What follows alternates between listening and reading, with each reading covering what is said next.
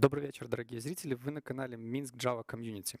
Сегодня мы с вами будем разбираться, кто же такие лид-разработчики. И сегодня у нас в гостях есть два лида. Это Катя Шахорка и Руслан Самирханов. Руслан у нас лид девопсов, Катя лид девелоперов. Вот сегодня с ними будем разбираться, кто же они такие. Вот вы лиды. И наши зрители знают, что есть senior-девелопер, и для большинства из них это уже там вершина карьерного роста. Но далеко не все знают, кто такой лид, что он делает и в чем отличие. И круче он сеньора или это что-то другое. Вот как вы можете описать свою лидскую роль? Ну, для начала надо определиться с терминологией, на мой взгляд, потому что лидов может быть много разных. Это может быть название тайтла, senior, lead, middle, это может быть team lead, это может быть тех lead и так далее. И все это чуть-чуть разное. Тайтл — это то, как в компании вашей называется там, тот или иной человек. Что-то вроде того. Ну, как раньше и сейчас, наверное, есть в других структурах, как есть звание и должность. Вот тайтл — это звание, а должность — это роль. То есть есть то, чем ты занимаешься в компании, а есть то, кто ты по бумагам. Ну, не совсем. Есть тайтл — это, ну, грубо говоря, твое звание. То есть ты вот там lead software инженер. Я вот lead software инженер. Здесь, наверное, все lead software инженеры. Senior и так далее. Все это больше тайтл. А есть то, чем ты занимаешься на конкретном проекте. И это чуть-чуть разное. То есть ты можешь быть, в принципе, lead software инженером по тайтлу, но выполнять работу просто высококвалифицированного инженера, и ключевой здесь момент будет просто хороший software инженер. То есть никакого именно там лидершипа может и не быть. Может быть и наоборот, что ты по тайтлу там senior, а по факту ты там тех-лид в команде или там лид в команде, скрам-мастер, и тогда ты как бы уже лид, но по тайтлу ты senior. То есть такая есть небольшая путаница. А расскажите, кто вы в этой сложной системе? То есть вы по тайтлу или по должности, или там по званию? Ну, как раз вот моя история иллюстрирует эту путаницу. Я, будучи еще senior software инженером, там, занял позицию там, координатора delivery.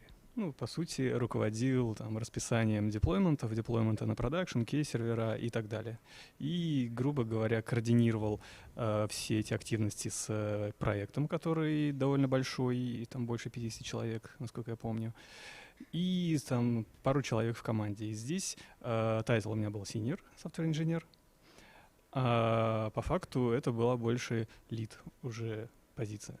Потом у меня было повышение, я стал lead software инженером, а потом на проекте сменились процессы этого проекта.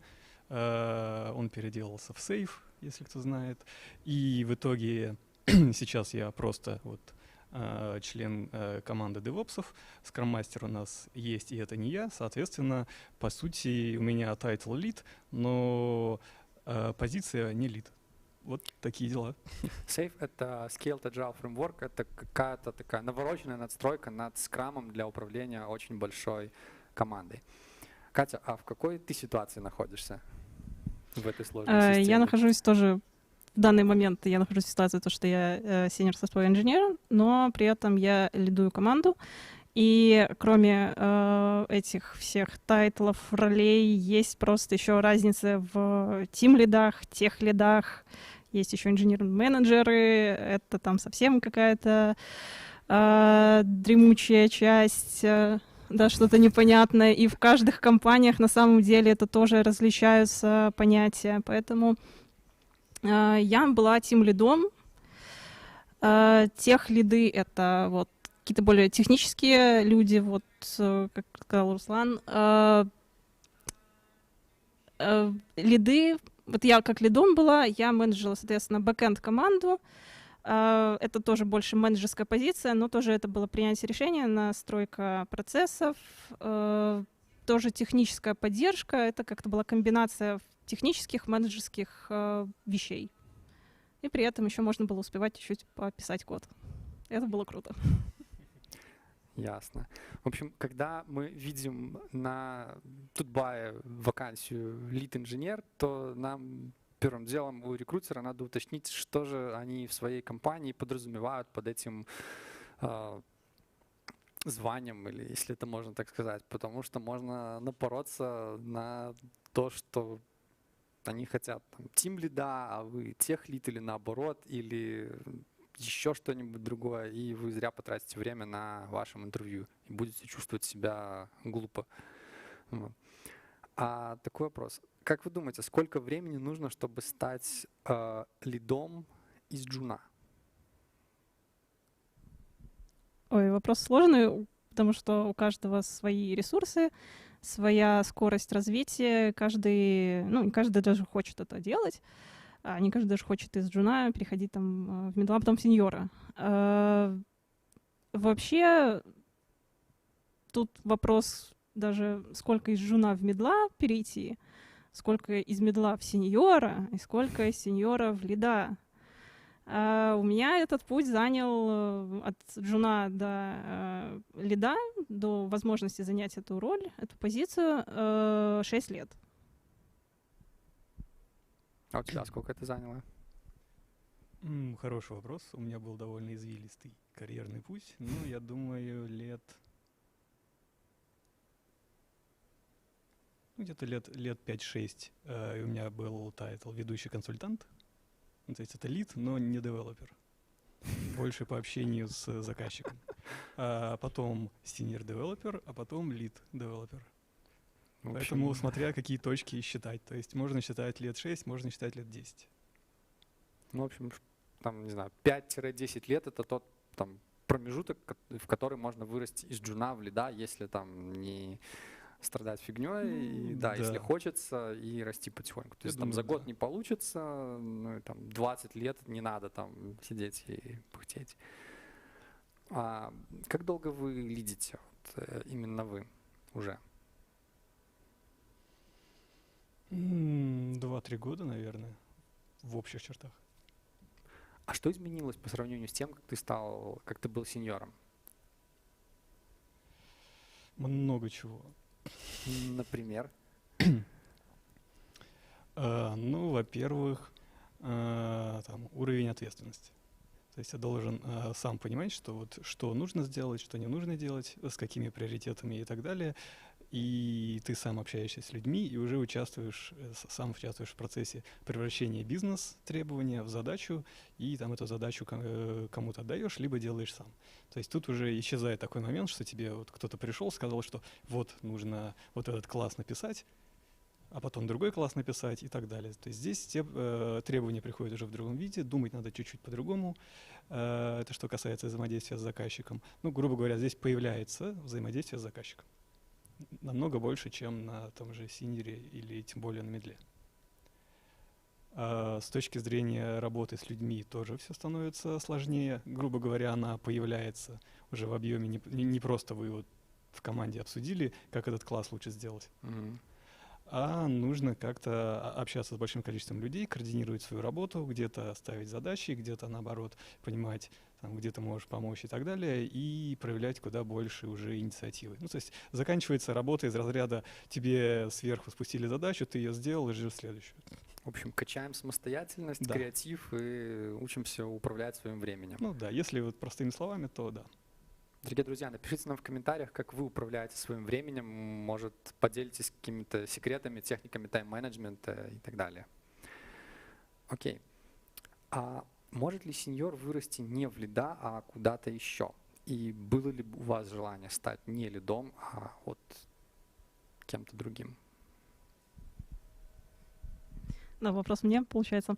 Да, конечно, можно не стать, наверное, лидом, особенно тим-лидом. Можно можно стать просто очень хорошим разработчиком, выше сеньора, это, соответственно, ты просто ведущий разработчик, можно тебя назвать лидом, или ты можешь сразу там отколоться, допустим, в архитектуру пойти. Но, опять же, мне кажется, это все через, так сказать, тайтл ведущего разработчика делается, как мне кажется. Можно уйти вообще совсем в менеджмент, то есть пойти узнать все этапы.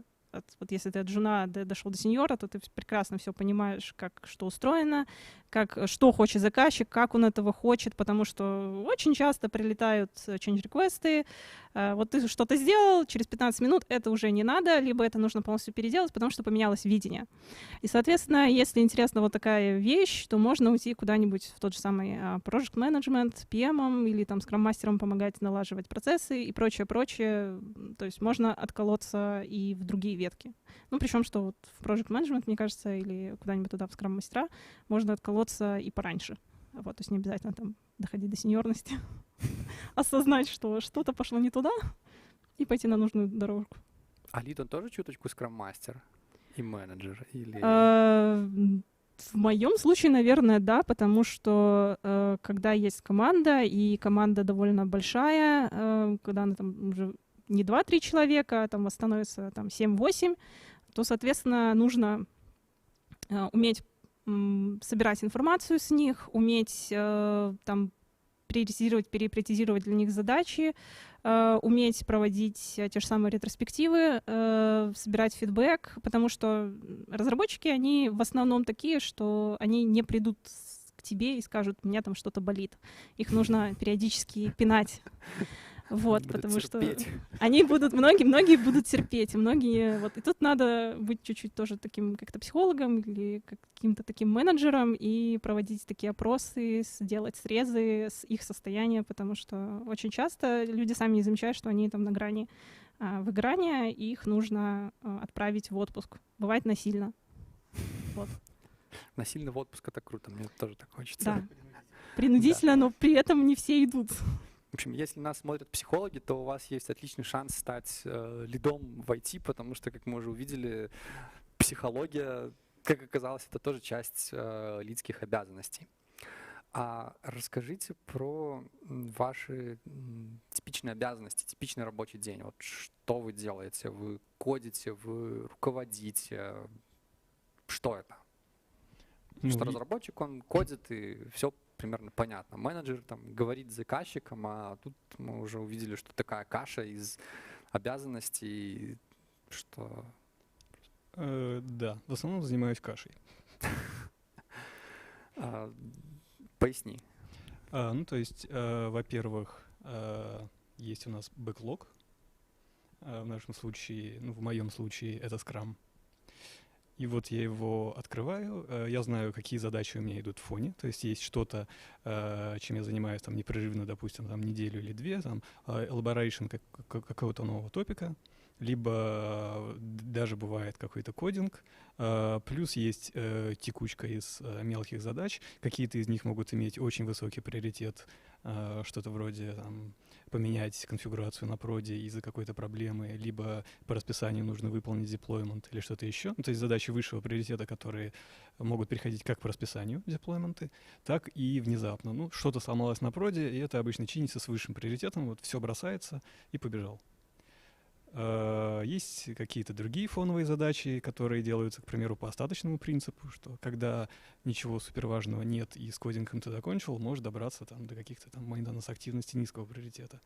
И в итоге образуется вот такая каша, когда ты по приоритетам, по бэклогу смотришь и пытаешься понять, чем тебе сейчас нужно заниматься.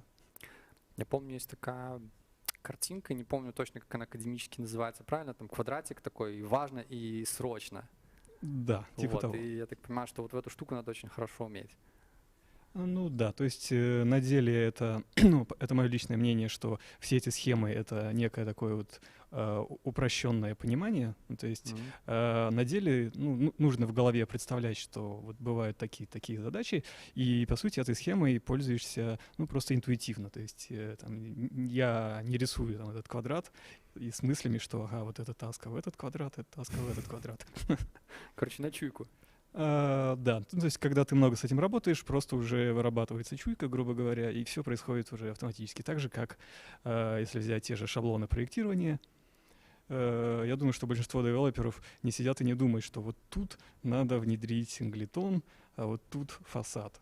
То есть ты просто пишешь код, ты знаешь эти паттерны, и оно интуитивно получается как надо. То есть архитектура продумывается, и специальным вкрячиванием, что вот тут должен быть такой паттерн, а тут такой, никто обычно не занимается. Также и здесь. То есть все эти схемы, они актуальны, они работают, но в итоге это нечто вот такое творческое. Катя, а ты расскажи про свой день. Так, ну мой день начинался с того, что с утра я просыпалась, проверяла почту, если что-то накопилось, потому что разница временная часовая с заказчиком могла быть большой, поэтому ревью всех писем, ревью еще раз задач на сегодняшний день. Потом у нас был backend sync, где как раз такой мини-дейлиг, где собиралась информация со всех разработчиков, чем они сегодня будут заниматься, чем они занимались вчера. Соответственно, он мог перетечь в решение каких-то проблем их насущных, либо могли обсудить, если это немного времени занимало, то какие-то pull-реквестовые проблемы с кодом. Потом у нас были звонки с заказчиком. Периодически приходилось ходить на архитектурные звонки, потому что как представитель бэкэнд-команды я должна была представлять интересы бэкэнда, технически именно, то есть апгрейд каких-то библиотек, версий каких-то процессов, потому что часто с заказчиком эти вещи нужно согласовывать, потому что какие-то инструменты должны быть лицензированы с его стороны. Допустим, у нас было так, что какое-то время нам не разрешалось использовать докер, потому что заказчик его не рекомендовал. Они их не... Да. Докер не был лицензирован нашим заказчиком, поэтому мы обходились без него. Соответственно, в течение дня прилетали различные задачи из команд, с которыми мы работали. Какие-то тоже срочные могли быть, environment упал или чего-нибудь. Соответственно, если не могли решить это быстро те, кто нам эти тикеты повесили, чтобы, бывало так, чтобы не отвлекать команду, если она занята над какой-то задачей серьезной, то приходилось тоже это решать. Обычно это там в одну строчку чего-нибудь сделать, и все. И оставалось времени покодить, собственно, повыполнить задачи именно по своей непосредственной девелоперской части. И, соответственно, тут важно приоритизировать, переприоритизировать, уметь делегировать, потому что если брать на себя все, то это можно быстро закончиться. Вот, поэтому сказать, там, Вася, прилетела такая задачка на работу с такой-то командой, вот, с ними нужно поговорить. Объяснить ему за 5 минут, а он дальше там может 2 дня с этой командой коммуницировать и решать эту проблему. А я, соответственно, буду занята чем-то другим. Да, главное, чтобы осталось время покодиться. То психология, менеджмент, да. Что только не делают. Разговор с заказчиком. Да. Да, а как вы думаете, что проще, кодить или руководить командой? Наверное, смотря что кодить и смотря как руководить. Потому что кодить, лично мне, оно доставляет, наверное, в большей степени больше удовольствия, чем руководство. Вот. Но я не скажу, что это совсем руководство, это совсем какая-то ужасная вещь, иначе бы я ей не занималась так долго. Вот. Да, в целом, наверное, мой ответ такой. Мой субъективен, но практически совпадает. То есть лично для меня кодить и проще, и приятнее. Ясно. Дорогие зрители, напишите в комментариях, что вы думаете по этому поводу, что вам нравится или как вы считаете, что же вам проще, кодить или руководить. Также вы можете задать нашим лидам свои вопросы, мы их обязательно озвучим и узнаем, что же дальше. Расскажите, а что вы делаете с людьми, которые делают вид, что работают, но сами не работают? Как это вычислить и как с этим бороться? Я думаю, что здесь бывает очень много градаций такого явления. То есть, как я видел, люди, которые ну, делаю вид, что работают, но выхлопа почему-то ноль. То есть проблема в том, что человек тратит свое время, и, ну, как я понял нашу проблему, время человек тратит, а выхлоп отсутствует. И здесь, опять же, могут быть разные причины этого. То есть кто-то может сознательно филонить, так сказать. А бывают случаи, когда, ну, квалификации не хватает. То есть человек на самом деле может делать там горы сворачивать, но просто не в ту сторону, и получается, что вроде как его не упрекнешь, что он не работал, вроде как он много чего там понаделал, кучу сил потратил, толку в лучшем случае ноль, а иногда бывает еще и вредно. То есть такие случаи возникают время от времени. Кажется, не работе рознь. Да, Когда? то есть бывает, что думаю, что лучше бы он реально ничего не делал, чем... А встречались ли с такими патологическими профессиональными бездельниками, которые вот не хотят не то что сворачивать горы в другую сторону, а просто там это горы поставили палатку и пьют чаек? Лично я, наверное, не встречал. А как вот это вычислить и что с этим сделать? Ну, я встречалась с таким человеком, но я тогда была просто разработчиком на проекте. Такой был. Конкретно, да, он разворачивал сериальчик и пил чаек. Он, ну, честно говоря, в наглую даже. Ну, он ставил тикет в in progress, работал 1,5 дня, а потом лид отдавал тикет мне. Вот. Я его делала. Прекрасно. Ну, честно говоря, мне повезло с командой, у меня в моем подчинении таких людей не было. То есть в моей команде я не помню, чтобы кто-то вот сознательно как-то саботировал работу. Были те люди, которым чуть-чуть не хватало квалификации, им нужно было просто помочь. Там сесть, направить с ними, там буквально сказать им, не знаю, пару предложений, у них в голове что-то щелкало, и они уже, я знаю, там, куда посмотреть, что копнуть и поехать дальше. То есть как-то, не знаю, у меня были хорошие ребята, им самим хотелось, и они тоже, может быть, с какой-то стороны меня не хотели подводить, не знаю. В общем, ребята, люблю вас. Да, передавай привет. Надеюсь, что потом заметили то, что ты делаешь чужую работу и там подняли зарплату. Я уволилась. С того места работы я уволилась. Понятно. А расскажите, много ли у вас митингов и как вы к этому относитесь? У меня был очень специфичный проект, на нем было очень много митингов, и не все они были, так сказать, эффективные. То есть иногда звали на какой-нибудь звонок, а там из часа времени мне можно было поприсутствовать 3 минуты. То есть было бы эффективнее, если бы меня просто, так сказать, позвали, я поговорила, там, сказала свою точку зрения и отключили. Вот. Но, к сожалению, их было много. Некоторые приходилось, соответственно, некоторые были concurrent, как это... конкурировали между собой. То есть на одно время могло там стоять 3 штуки, и там на 2 из них обязательно надо быть. Ну, соответственно, ты приходишь, если там какая-то проблема, ты ее так быстро решаешь, я переключаюсь на другой звоночек, этот на hold on, и поехали дальше. Там алло, ну, вроде нормально. Хорошо, тогда вроде срочно не надо, там, или информацию какую-то высыпали, в принципе, можно так тоже отписаться, если что, меня добавляйте. И там переключиться на 3, где там, оказывается, ты нужен больше всего. Ну, такое бывает. Иногда, лучше всего, конечно, при таких ситуациях отправлять делегата из бэкэнд-команды, который сходит, который компетентен, конечно, в том вопросе, который обсуждается на этом собрании, на этом митинге. Вот, и потом просто с него собирать информацию. Если что-то он не знает, он опять же пинганет там, меня в Skype, в Teams, там, Slack, что используем, то и пинганет. Там пинганет. Вот. В общем, можно поставить 3 митинга на холд и пойти пить чай. Придя. Окей. Руслан, а как у тебя с митингами дела обстоят? Плохо. Простой пример. За сегодня у меня было 2 часа не митингов.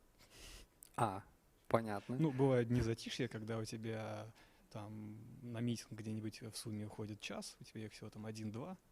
А бывает, что практически весь день или несколько даже дней подряд заполнены теми или иными митингами. То есть, если повезет, это все на одну тему, там в случае какого-нибудь там долговременного планирования или там начала elaboration. Или это может быть еще и все на разные темы, то есть разные люди по разным вопросам. И да, это бывает тяжело. Но опять же, так не всегда. Бывает и когда там, 4 дня у тебя один только дейлик, ну и несколько коллов по рабочим вопросам, но это уже, наверное, не митинги. Вот у зрителей есть мнение, что вопрос не в сложности кодить, что сложнее, кодить или руководить, а в количестве ответственности, которая стоит за этими двумя действиями. Ну, тоже интересная точка зрения. Расскажите, когда вы кодите, вы на код-ревью выступаете каким-то медиатором или диктатором? Вот, например, там очень часто баталии выступают, там, что лучше, там, фор или стрим. Там, кстати, посмотрите у нас на канале, мы сравнивали перформанс итератора, фора и стрима. И что быстрее? Быстрее, итератор. Посмотри видос на канале. Хорошо. Там подробно разобрано. Вот, как вы работаете на код-ревью?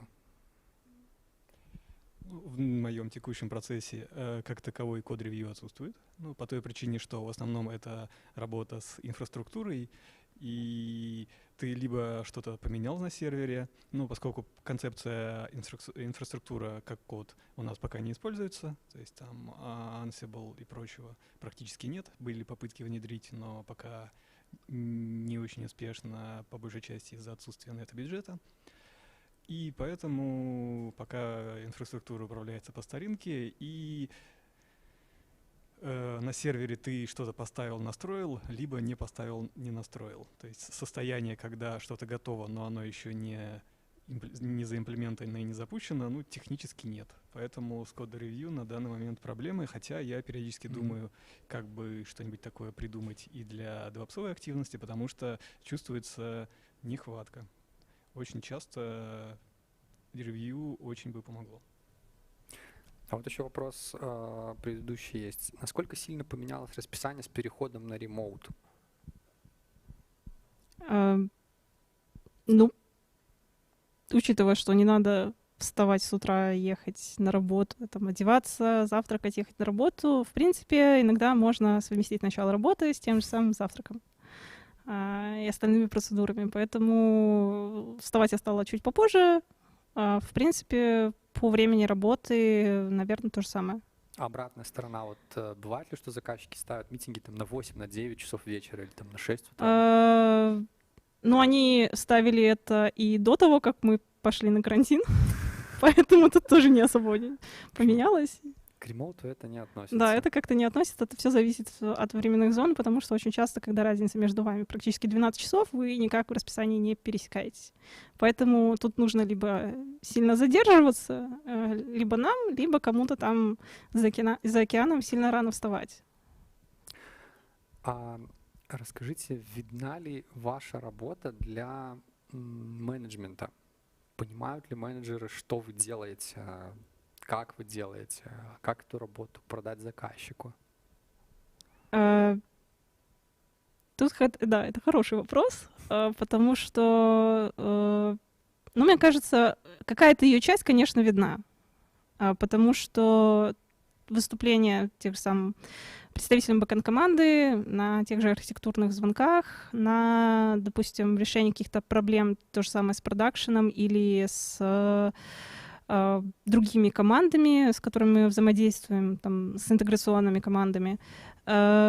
Часто я выступала вот как вот это представительское лицо, и, соответственно, заказчик обычно есть в копии этих писем, в копии звонков, он присутствует на тех же колах, и да, он видит, что я здесь есть, и я несу какие-то мысли, решаю какие-то проблемы, предлагаю решение каких-то вопросов.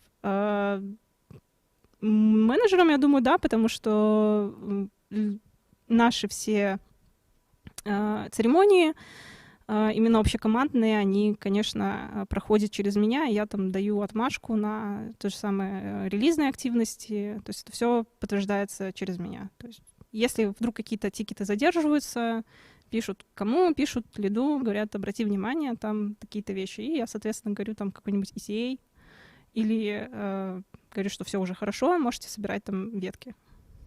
Я вижу очень много коммуникаций с заказчиком. А есть какие-то требования по уровню английского к лиду? Я думаю, зависит от заказчика. Ну, например, в моем случае мне повезло, потому что, с одной стороны, английский у меня так себе, где-то на уровне там, B1. А с другой стороны, заказчик у нас немцы, и у них тоже с английским так себе, поэтому разница не замечается. Я думаю, что там с англичанами или американцами я бы не вывез, пришлось бы идти и повышать. А заказчик видит вашу работу? Заказчик видит, особенно если вы работаете по скраму, если у вас там agile, вы все гибкие, и у вас есть продукт-оунеры, соответственно, это представители заказчика, и с продукт-оунерами тоже приходится работать. Поэтому, когда я там запросила, допустим, фидбэк от одного продукт-оунера, он мне, оказывается, написал не 2 слова, там, все хорошо или все плохо, он мне написал целых там пару абзацев, вот, оказывается, это все, он все это замечает. Вот это было очень приятно. Да, по поводу английского, конечно, чем выше, тем лучше, потому что там на А2 изъясняться особо не получится. Вот. Конечно, те же самые создание неформальной какой-то обстановки, доверительной, оно требует более широкого спектра фраз, словарь, чтобы был побольше, конструкции посложнее, чтобы они были тоже понятны заказчику. Это, конечно, в плюс идет. Если нас вдруг смотрят лиды, то напишите, пожалуйста, в комментариях, видна ли ваша работа и как ее сделать видимой, по вашему мнению, для заказчиков. А вот у нас есть вопрос от зрителей. Приходилось ли работать в команде, где нету бизнес-аналитика? И если да, то как распределить роли в команде и как удерживать бэклог в таком сетапе? Я бы сказал, что я очень давно не видел команд, где бы была выделенная роль бизнес-аналитика. И как вы работали в таких командах? Кто выполнял эту роль? Частично, наверное, продукт-овнер. Частично сама команда, девелоперы и тестеры. Но я думаю, что по большей части продукт-овнер. Катя, а ты была в такой ситуации, когда нет бизнес-аналитика? Да, была. Было так, что у нас на проекте не было временно роли бизнес-аналитика, и был проект, на котором я тогда была разработчиком, просто у нас тоже не было бизнес-аналитика. У нас был, в обоих случаях у нас архитекторы, они могли выставить какую-то high-level задачу, а мы уже занимались low-level дизайном. То есть вся команда, она получала какое-то общее такое описание, что на входе, что на выходе, и ты сам уже внутри прорабатывал эти flow, сам писал там взаимодействие, описывал взаимодействие с базой, и уже по твоей документации тестировщики, когда они были, прогоняли тесты. То есть писали тесты, утверждали их тест-кейсы с тобой, то есть было такое, и потом, в случае чего, конечно, обращение шло уже к тебе как к разработчику, тому, кто написал дизайн. Катя, вот вопрос к тебе от зрителей. Как выбрать митинг, на который не пойти, когда у тебя есть 3 митинга с одинаковым приоритетом? Совет такой: где больше людей, туда и не идите. Потому что, скорее всего, до вас очередь, не то, что до вас очередь не дойдет, найдутся те люди, которые там будут, ну, обычно, если на митинге 30 человек, то будут говорить там, 4, максимум 5. Вот. Если он там обозначен как high importance, и там всем обязательно быть, то, написать туда зайти, поздороваться, написать sorry, я занята, там please ping me if you need anything, и уйти. Вот. Как-то так. Обычно не пингуют. Хороший план. Расскажите, успеваете ли вы какие-то непроектные активности делать? Учеба, хобби? Это все зависит от стадии проекта, потому что когда большая загрузка, это, конечно, сил особо ни на что не хватает. Но в целом, да, там начать бэкграундом изучать французский — это тоже хорошо, там, если ощущается потребность. Вот. Получилось так выделить время. Соответственно, это все зависит от фазы проекта, от загруженности текущей. Ну, у меня, как правило, хватает. Ну, к примеру, я люблю и книжки почитать по технической части, ну, сейчас в основном по процессной, в частности, там, Scrum, Safe, вот 2 раза в неделю. Ну, тут как получится, стараюсь 2 раза в неделю. Также у меня тренировка по верховой езде, и время находится. В общем, надо тебе конюшню строить рядом с офисом, чтобы можно было парковать коня. Да, было бы неплохо. Тогда придется строить ее еще рядом с домом, и было бы красота. Вот так вот, экологически чистый вид транспорта. Не только велосипеды, но еще и конь. Да, было бы то, что нужно. Круто. Круто. Осталось еще там шляпу, там револьвер. Да, шляпа у меня есть, правда, такая походная. Ну, Круто. было бы неплохо. А как вы думаете, что эффективнее, если хобби связано с работой, и оно было какое-то смежное, чтобы появлялись какие-то смежные знания, и там расширялся кругозор, или там вообще полностью отреченно, чтобы вы погружались в отдых и не касались работы вообще? Как вы думаете, как лучше? Я думаю, что лучше второй вариант, ну, лично мое мнение, потому что когда-то я слышал фразу, что лучший отдых — это смена деятельности. Катя, а ты как думаешь? Мне кажется, это все индивидуально, потому что для кого-то, как это расхожая фраза, то, что очень здорово, если работа будет совпадать с хобби, и ты там ни дня не проработаешь. Соответственно, у кого-то кто-то счастливчик, там, 100%, для него это совпадение 100%. Да? То же самое хобби вот моего брата. Он очень любит рогалики, это такие игры.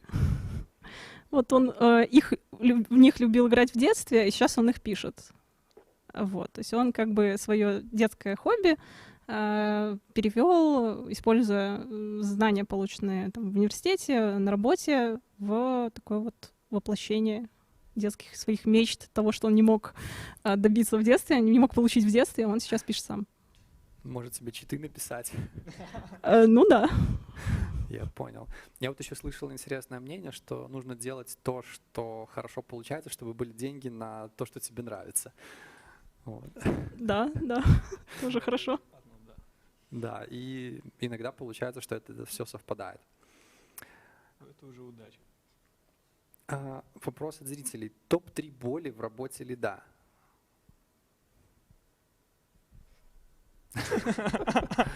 Уже считаешь там? Я сейчас попытаюсь сформулировать. Хороший вопрос. Если взять мою работу, что же у меня вызывает максимальную боль? Первое — это конфликт приоритетов. Грубо говоря, когда разные люди что-то тебя хотят и одинаково важно и срочно. А и то, и другое ты быстро сделать, естественно, не успеваешь. Это первый пример. Ну, не раз я сталкивался с явлением, которое описывал про людей, которые могут с огромным энтузиазмом фанатично работать с нулевым выхлопом. Третье, даже не знаю сходу, что это может быть. Затрудняюсь ответить. Пока в голову не приходит. Если вспомню, я скажу. Окей. Катя? Ну, у меня, наверное, самое болезненное — это вот количество митингов, которые могут быть неэффективны. Потом очень сложно я воспринимаю ситуацию, когда у разработчика возникает проблема, и он, допустим, хочет выйти с проекта, и мне нужно ему облегчить его жизнь, сделать его жизнь лучше так, чтобы он остался здесь.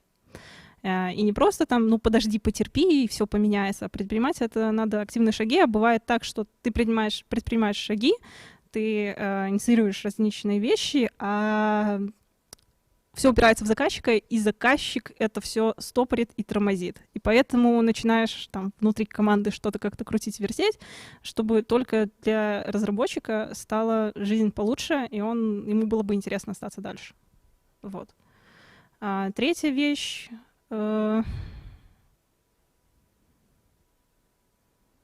Тоже сложно с третьей вещью. Окей, тогда топ-3 радости. Ой, это моя команда. Привет опять, ребята. Потому что, ну, не знаю, мне повезло, наверное, с ними. Потому что очень все классные, как технари, как люди. Не возникало каких-то конфликтных ситуаций жестких. Это вот первое. Второе — это рост. Потому что там, 3 года назад, когда ты как разработчик истерила, мне там вот опять поменяли или опять что-то, то сейчас ты это не истеришь, а понимаешь, почему это пошло, и пытаешься своих разработчиков донести им до этого, ну, это понимание максимально развернуто. Вот, то есть это как-то понимание, опять же, того, как в жизни все происходит. Так, и третье, да? Что-то с поинтом 3 у нас все время проблемы. Третье, на самом деле, я бы тоже, наверное, это как-то больше ко второму, может быть, относится, но это общение с заказчиком все-таки, потому что это способ потрогать чужой мозг, который устроен совсем... Ну, не нейрохирургия, но все же, который может быть устроен абсолютно по-разному. Он не мыслит так, как мыслите вы, вам нужно разговаривать на одном языке. Я не про английский говорю, а про язык вот этих понятий. И встречая какие-то противоречия, познается чужая вот ментальность, чужие культурные особенности, наверное, я бы так сказала.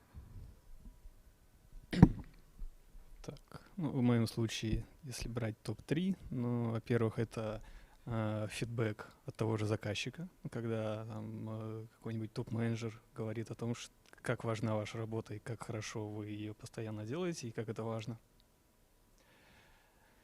Второе, это, наверное, уже... Если первое, это просто тебя хорошо похвалили, грубо говоря. Второе — это именно удовлетворенность, когда ты спроектировал и заимплементировал какой-нибудь большой топик, и вот ты все это сделал, на это смотришь и думаешь, да, как хорошо получилось.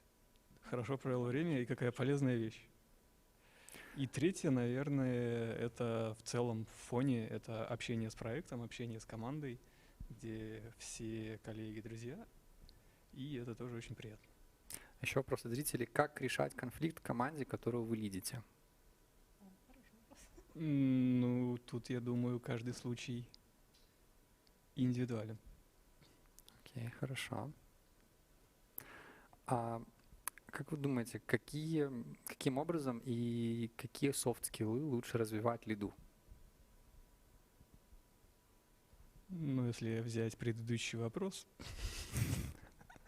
то это менеджмент конфликтов.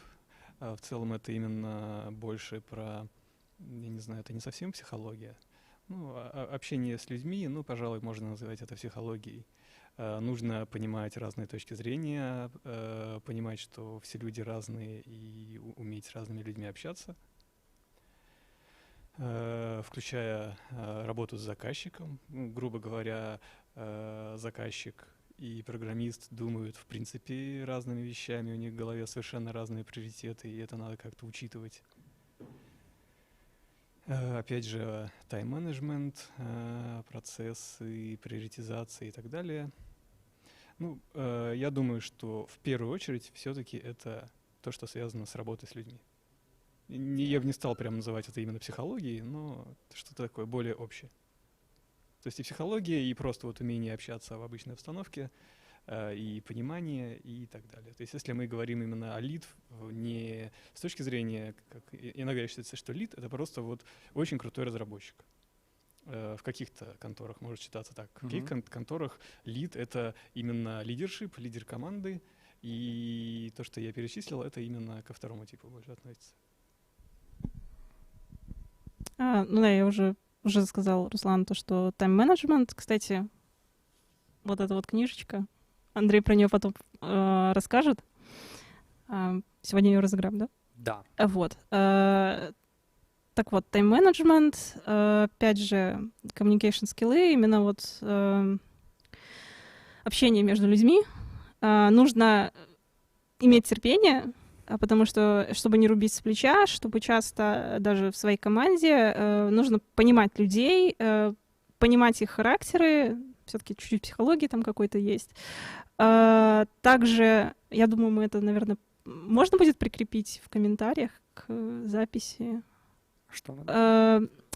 Был такой... можно в описании ссылку можно видео скинуть. прикрепить позже. Хорошо.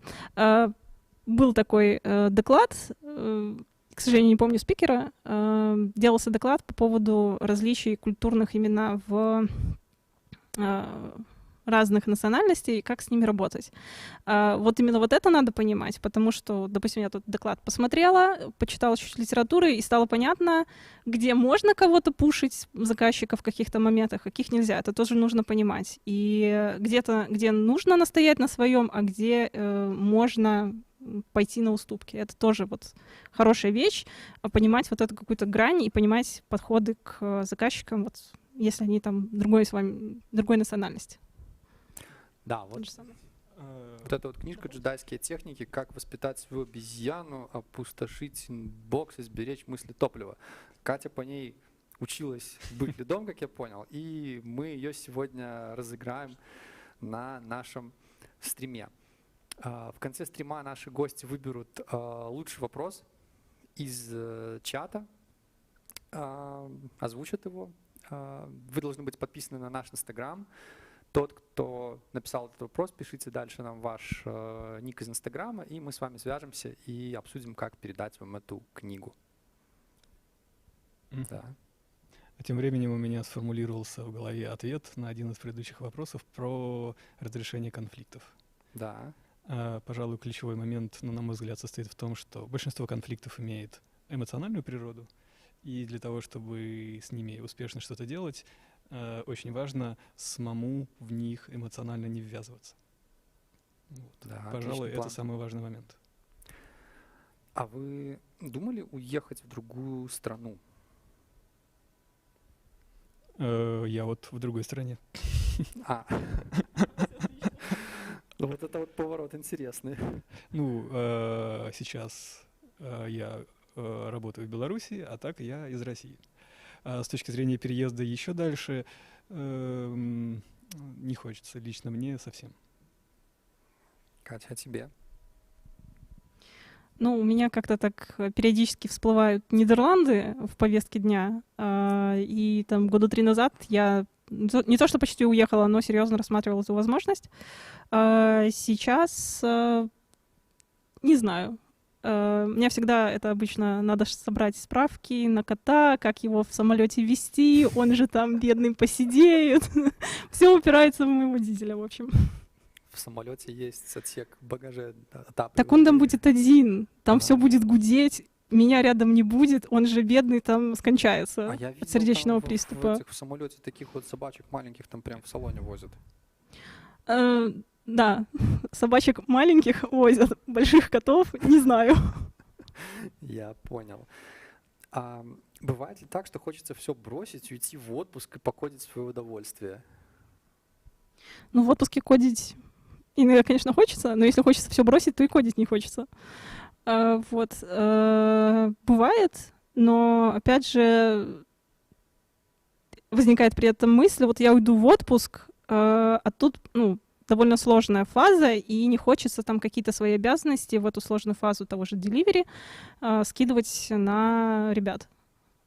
Поэтому хочется сдать этот кусок работы и потом уже с чистой совестью, с чистой душой уходить в отпуск. Вот, у меня как-то так. То есть, когда хочется все бросить, надо, ну, вот я чуть-чуть терплю и потом ухожу. Я понял. Ну, в моем случае все бросить у меня практически никогда не бывает. У меня бывает наоборот, когда я могу 2-3 года практически не ходить в отпуск. То есть у меня нет такой суперпотребности.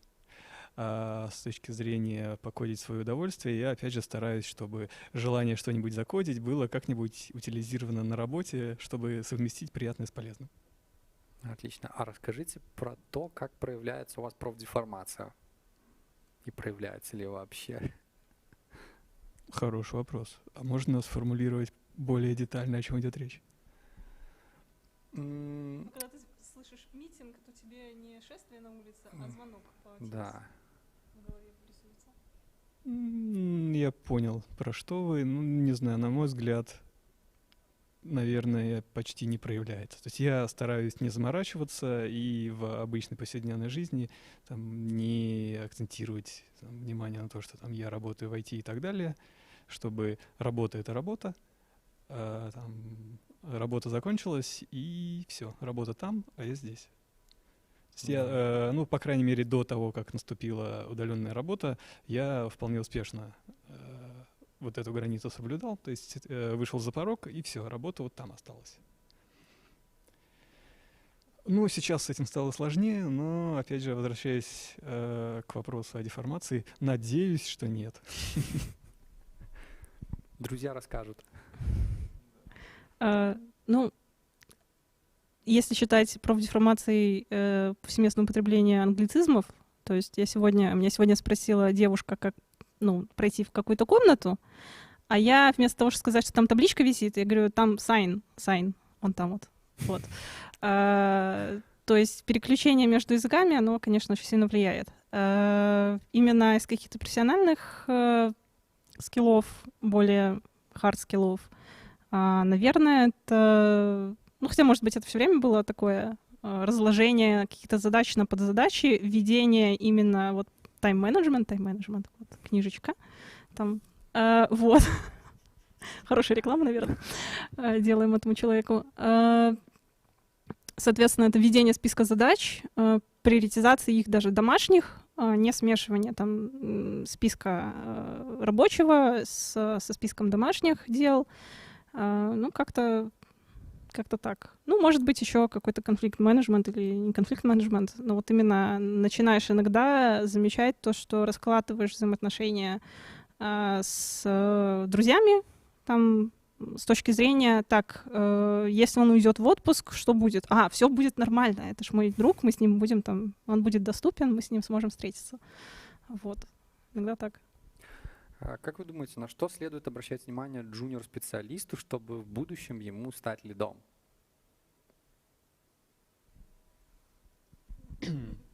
Опять же, хороший вопрос. Это будет довольно спорная моя субъективная точка зрения. Я бы сказал, что джуниор-специалисту надо не заморачиваться. Ну, то есть на первых этапах карьеры просто стараться хорошо выполнять свои обязанности, наблюдать, что вообще вокруг происходит, чтобы просто получить какой-то контекст. А когда уже контекста в голове будет больше, можно будет и там составить себе представление о дальнейшем развитии, что делать, что не делать, хочется, не хочется и так далее. То есть там морочиться сразу джуном, грубо говоря, не сильно разбираясь в происходящем, что я вот хочу стать лидом, наверное, не стоит, потому что сначала надо разобраться, что же это такое стать лидом. Может, не хочешь. Я понял. Я согласна с этой точкой зрения, но иногда даже когда ты сеньор и тебе предлагают лида, то ты не всегда понимаешь, куда ты идешь.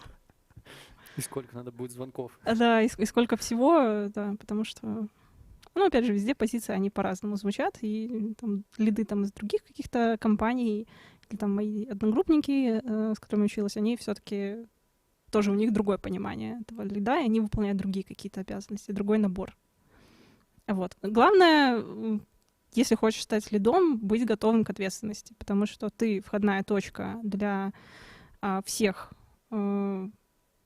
тех, кто хотят обратиться к команде, которую ты представляешь, и ты несешь ответственность за то, что выходит в итоге, как продукт и как действие.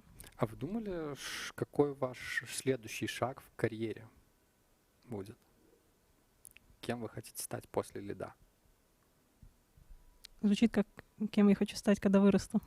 Да. Да, это вопрос, который сложно найти ответ. У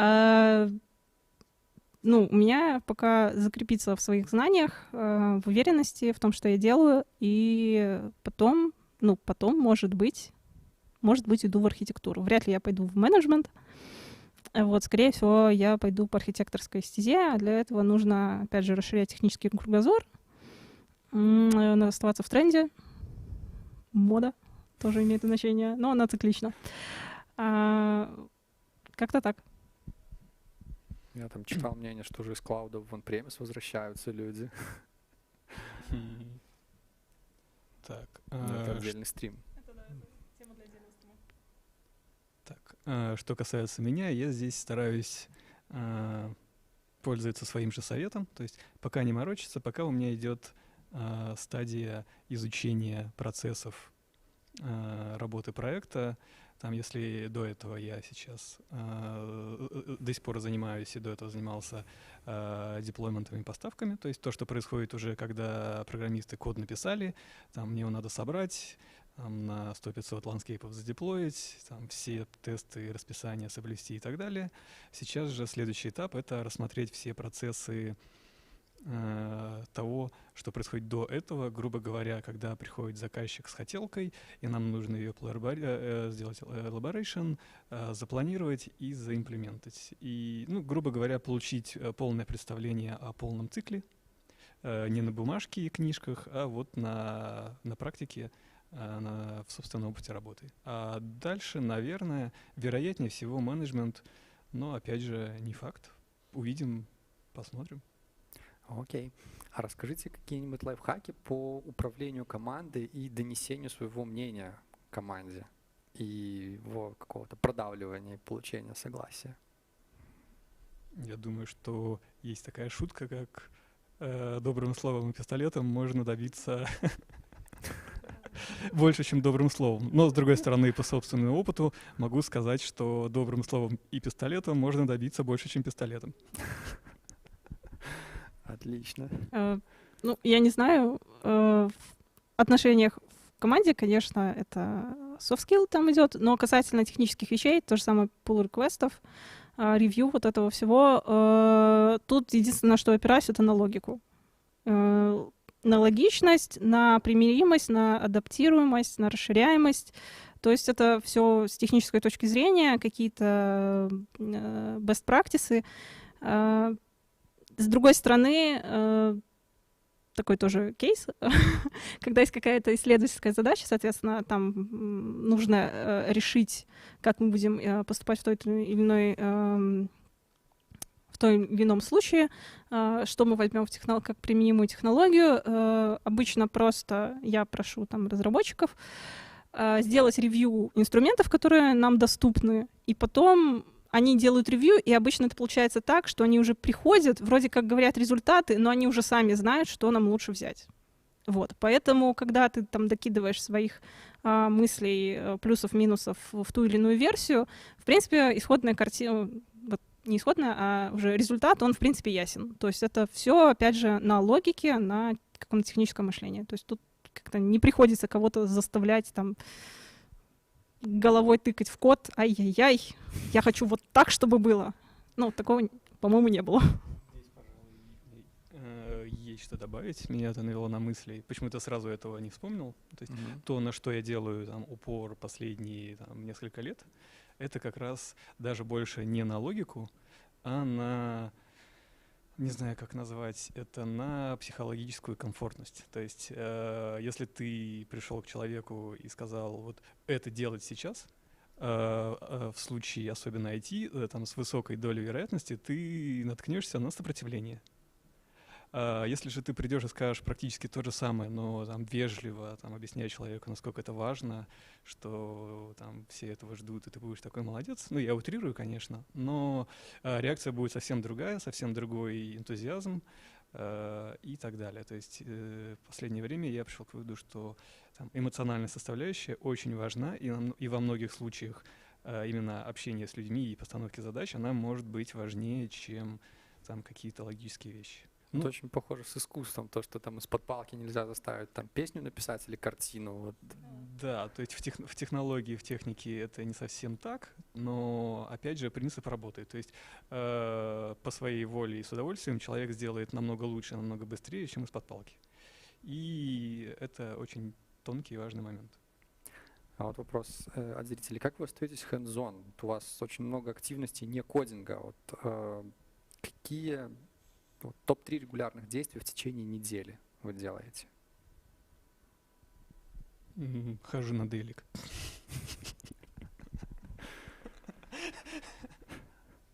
Отлично. Катя, ты что делаешь, чтобы оставаться в тренде в технологиях? Читаю новостные порталы технические, Хабр читаю. Это не реклама, Хабр. Да, это не реклама, да, вот. Известный как бы сайт 4 букв, который раньше был длиннее. Вот, то есть там подписка, рассылки какие-то по выходным обычно. У меня выделено время на как раз-таки просмотр вот этого технического дайджеста. То есть вот этот дайджест, смотрю видосики Minsk Java Community. Тоже смотрю, там подписано на некоторые каналы, в том числе и менеджерские. Тоже, наверное, может, ссылку оставим. Тоже какие-то видео, да. Ссылки все оставим в описании. Короче, все, буду бросать ссылки, Заходите оставим. потом еще раз на стрим с записью и смотрите описание. Мы там оставим еще несколько интересных ссылок. Да, ну в целом все, то есть на почте открываю дайджест за неделю, просмотры, то есть воскресенье, 11 утра. Надо.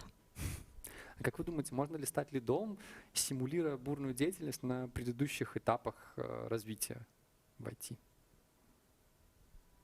Ну, наверное, нет, потому что быстро погоришь.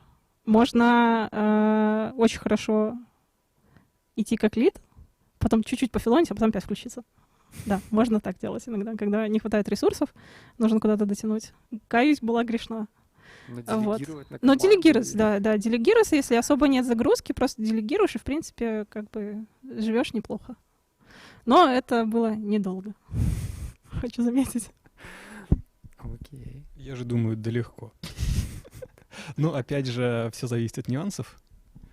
То есть в некоторых зависит от того, как человек это делает. В некоторых случаях это может даже поспособствовать, потому что я уже забыл детали этой странной шутки, когда я был в армии на сборах, про сержантов, что сержанты умеют сами ничего не делать и заставлять работать других.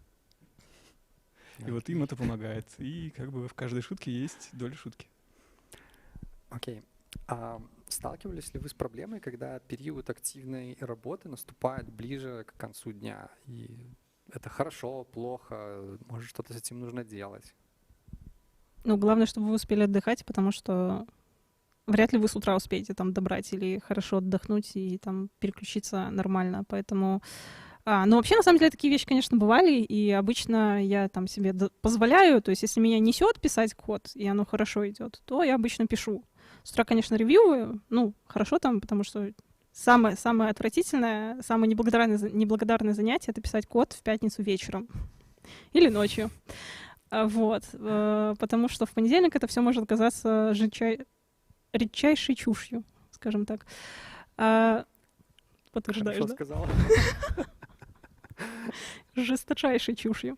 Вот. Поэтому я бы, наверное, на самом деле не советовала. Лучше отдохнуть.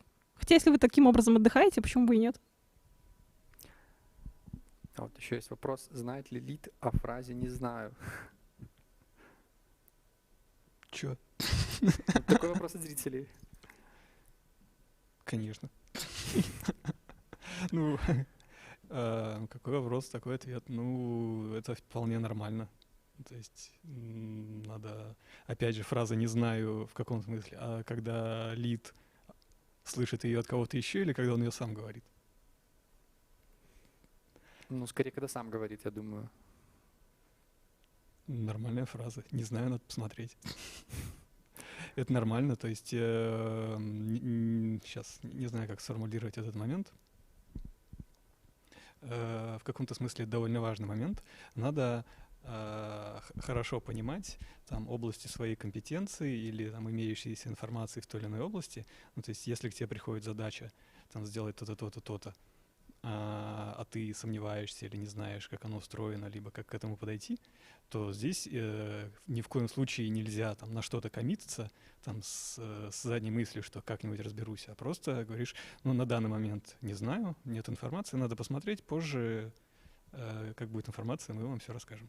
В общем, опять же, зависит от того, как ты это скажешь. Да, опять же, зависит от того, как это будет сказано. Если ты скажешь, ну, я ничего не знаю, извините, ну, так себе. Вот. Надеюсь, я правильно понял вопрос. Ну, я тоже на это надеюсь. Окей. А проводили ли вы one-to-one митинги с членами своей команды? И там по какой причине и насколько тяжело это было? Нет, к счастью, и, надеюсь, пока не предвидится. То есть лично мне субъективно, мне довольно легко дается там, координация большого количества людей, но вот именно какие-нибудь one-to-one, как с субординатами, то есть мне не нравится, и я надеюсь, такого еще долго не будет, и мне вообще удастся это обойти. То есть в целом часть менеджмента по координации мне обычно очень даже... У меня хорошо это получается и приносит некоторое удовольствие. Мгм.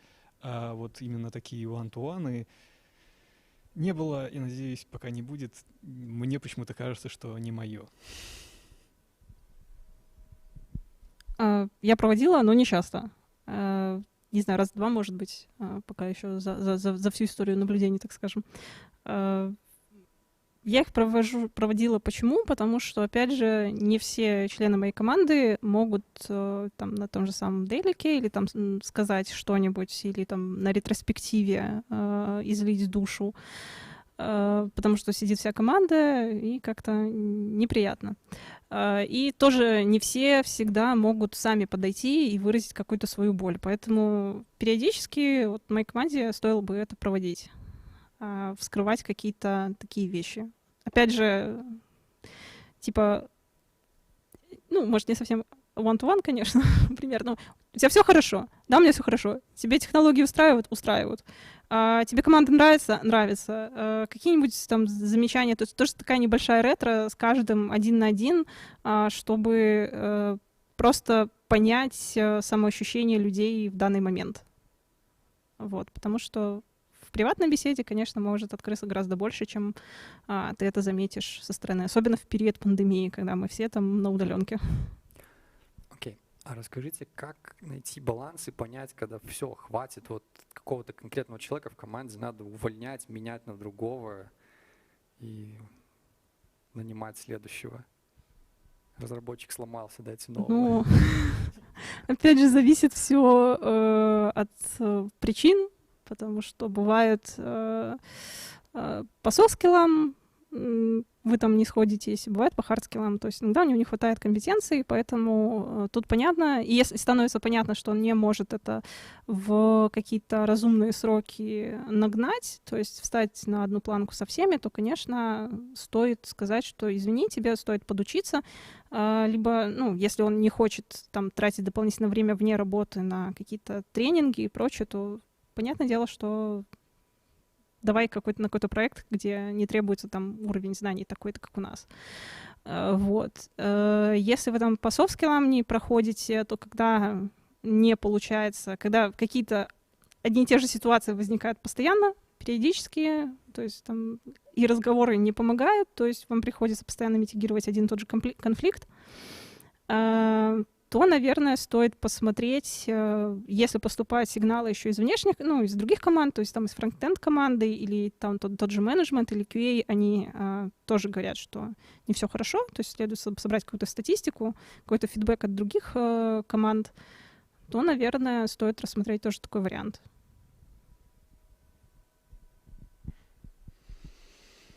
Хороший вопрос. Я думаю, здесь дело в балансе затраченных усилий. Ну, то есть насколько много нужно усилий затратить, чтобы там человек начал там, выполнять свою роль там, должным образом. То есть если там можно подтянуть, как ты правильно сказала, за вменяемый промежуток времени с вменяемыми усилиями, то есть не знаешь, что ты должен с ним там, 2 месяца сидеть над душой и учить, то, наверное, в таких случаях нет. В других случаях бывает, что, ну, может, человек просто неудачно попал на эту позицию, это просто не его. Тогда он мучается, и команда мучается. Тоже как бы в таких случаях надо это просто, опять же, интуиция, чуйка. Я понял. Вопрос от зрителей. Охарактеризуйте, пожалуйста, без имен самого крутого разработчика в ваших командах.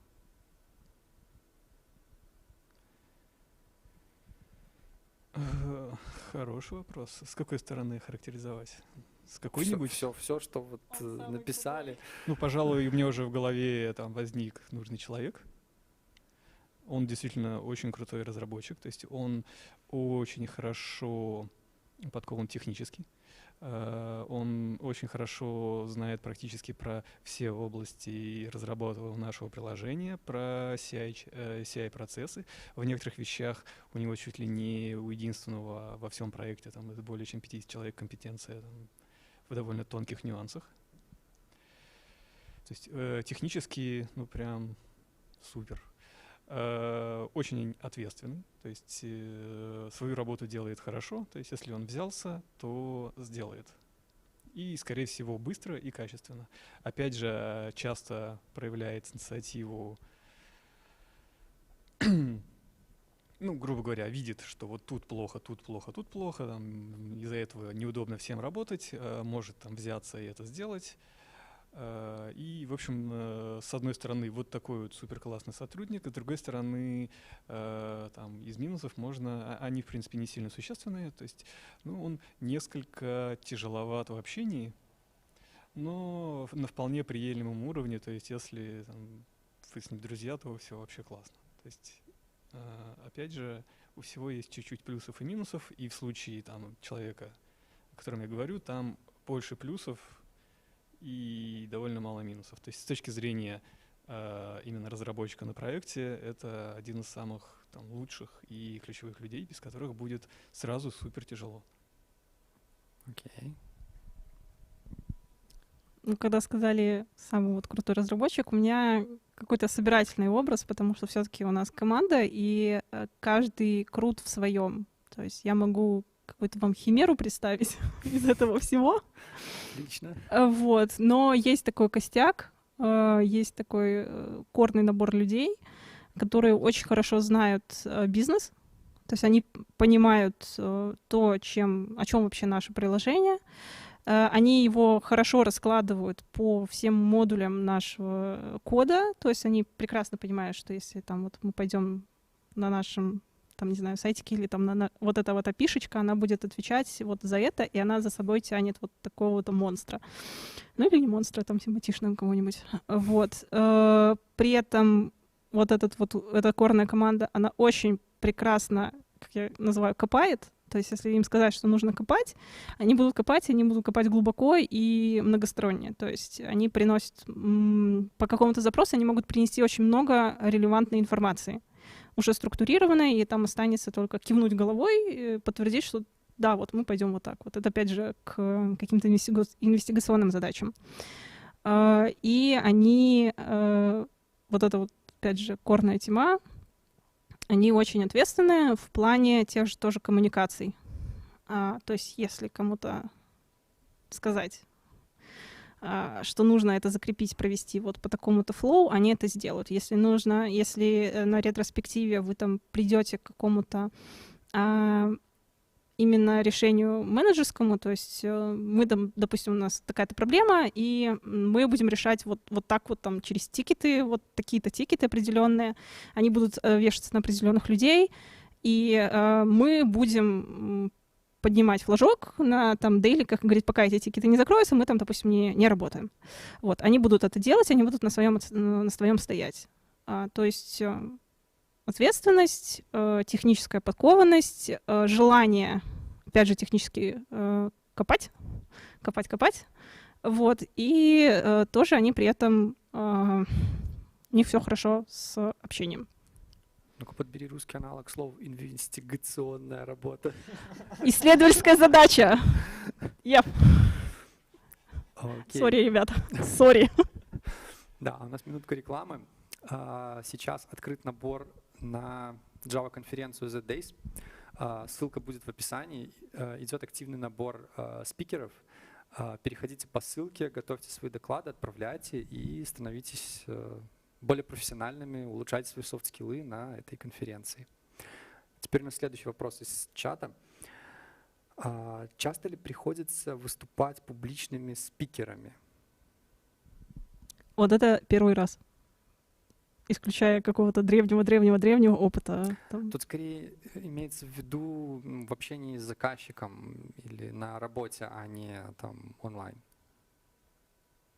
Тогда не совсем понимаю паблик спикер, потому что, ну, обычно ты представляешь команду, и обычно ты представляешь ее перед кругом каких-то лиц, которые не работают напрямую с твоей командой. То есть, ну, это не то, что daily обязанность, но это как бы считается по умолчанию. То есть я как бэкэнд лид прихожу на архитектурный звонок, с некоторыми архитекторами мы работаем, потому что у нас задачи меня как разработчика еще объединяют. То есть кто-то архитекторит, и я там потом выполняю это, имплементчу. Вот. Но там с чиф-архитектором, допустим, самым главным из главных, то есть я пересекаюсь только там. И мы, когда общаемся, я, соответственно, говорю за команду. То есть я говорю, нам надо поднять стек, потому что... И тра-та-та. То есть нам нужно поднять версии таких-то библиотек, это потянет за собой, мы уже там подготовили бэкграунд, соответственно, я какой-то и результат работы тоже нашей подготовленный, сделанный, и там защита бэклога, опять же, техдолга, ведение вот этого все, то есть, ну, не знаю, мне кажется, это по умолчанию идет, вот именно если в команде... Ну да, не очень понятный вопрос, но паблик спикер... Ну, наверное, самое близкое, что может быть. Ну, несколько раз были истории, когда там, сильно переделав какой-нибудь процесс, который затрагивает весь проект, я там на несколько десятков человек рассказывал, что вот теперь оно работает вот так-то, так-то и так-то, пользоваться этим надо так-то. Но не знаю, ты можешь считать паблик спикером или нет. Окей, хорошо. И еще один вопрос. А как, по-вашему, правильно указывать на минусы продуктовнера, заказчика? Там, например, слабая вовлеченность в разработку, плохая проработка спеки и так далее. Кому жаловаться и как?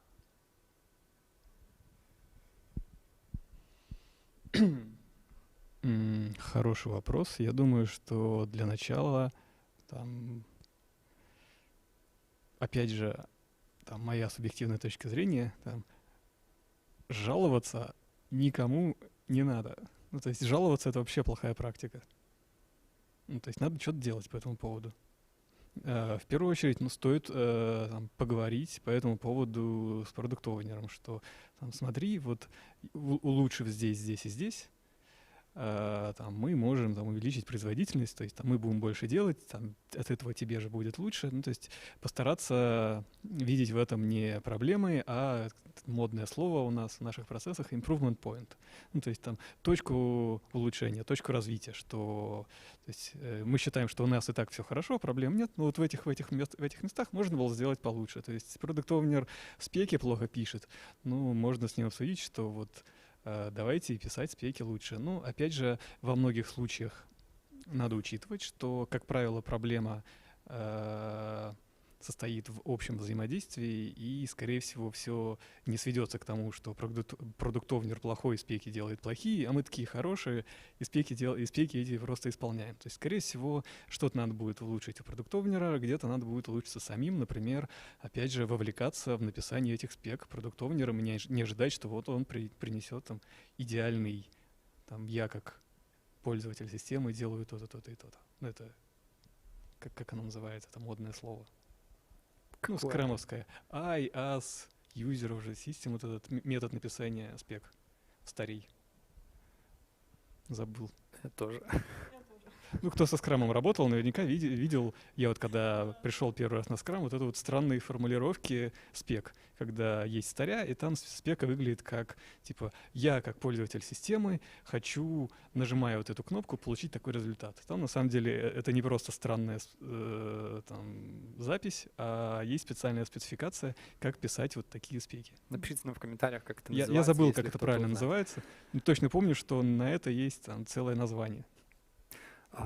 Окей, наше время стрима подходит к концу. Сейчас наступает самая интересная часть. Наши гости выберут вопрос, за который мы отдадим вам вот эту книжку.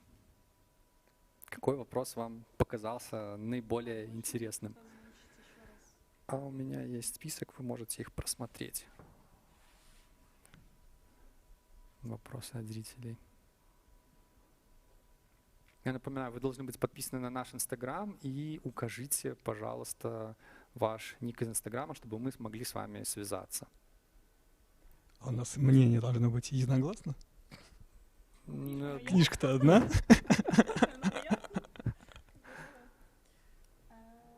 Ну, Катина мнение будет важнее.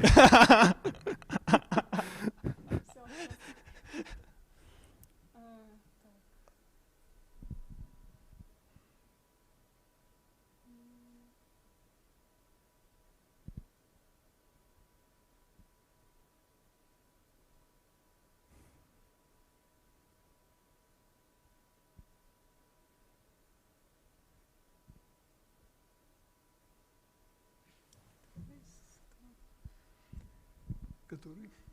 Не знаю, сейчас. Так. Мне нравится на самом деле.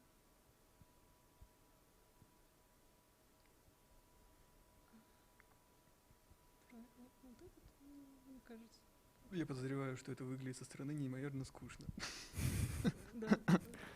Давайте более творчески подходить к вопросу. Так, что тут у нас? Зачиталочка. Так. Мне нравится на самом деле последний вопрос, который только что пришел, про который нельзя рассказывать. Да, ну мне он не очень нравится, давай другой. Ну просто вопрос, который даже не был задан, это неинтересно. Так, ну, судя по всему, это один и тот же человек. Как бы. Ну, выбери что-нибудь, а я запробую. Выбираю его, Окей. если расскажешь. Ну что, вы готовы озвучить вопрос? Да, вопрос. Да, мне нравится. Ну, тогда отвечай на него, и хорошо. Ну, ладно, давайте я его озвучу. Расскажите про самый запоминающий тимбилдинг со своей командой. Их было много. И самое главное, что из этого самого запоминающегося тимбилдинга я кое-что не помню. И это уже говорит о том, что все было классно. Так. Этот вопрос получает книжку? Или... Ну, учитывая, что это, судя вообще, все вопросы задавал один и тот же человек, наверное. Не все. Сори. Нет, это перепостанные вопросы. Перепостанные? Да. Блин, все поняла, сейчас. Так.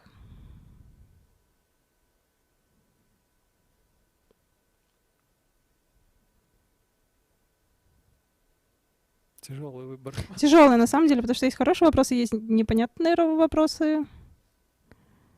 Ну да, хороший выберем. Мне нравится про симулирование бурной деятельности. Какой? Вопрос, он был про то, на что стоило бы обратить внимание Джуну. Окей. Джуну. Ну, то есть он актуален довольно-таки. И почему нет? И он достаточно общий, то есть не про какие-то там странные случаи непосредственной деятельности невменяемого продукт-оунера. Ну что, А мне нравится, как вы выбираете митинг, на который нужно сходить в случае, когда в расписании несколько конфликтов в текущем временном слоте, и все митинги имеют равный приоритет. В этот случай у меня прямо вот сразу у меня возникает вопрос, как в таком случае не прийти ни на один? Ну да, про чай. Так. Ну что, у нас мнения расходятся? Ну, твоя книжка, ты выбирай. Хорошо. Так, тогда смотри, мой слот можно листать лидом, при этом симулировать бурную деятельность на предыдущих уровнях развития IT-специалиста. А у тебя какой? Еще раз. Про Джуна, да? Давай на это камень, ножницы, бумага. Кто выиграет, тот того вопрос. Поехали. Давай. Камень, ножницы, бумага. Раз, два, три. Блин. Так, все, выигрывает вопрос про о чем задумываться Джуну. Окей, в общем, Джун, который уже задумывается о том, чтобы стать лидом, ты получаешь вот эту книжку, и она тебе как раз в этом поможет. Подписывайся на наш Инстаграм, пиши нам свой ник, можешь написать сразу в личку в Инстаграм, нам будет проще тебя найти. А на этом время нашего стрима подходит к концу. Поблагодарим наших лидов за участие. Подписывайтесь на наш YouTube-канал, Instagram-канал и до новых встреч. Пока.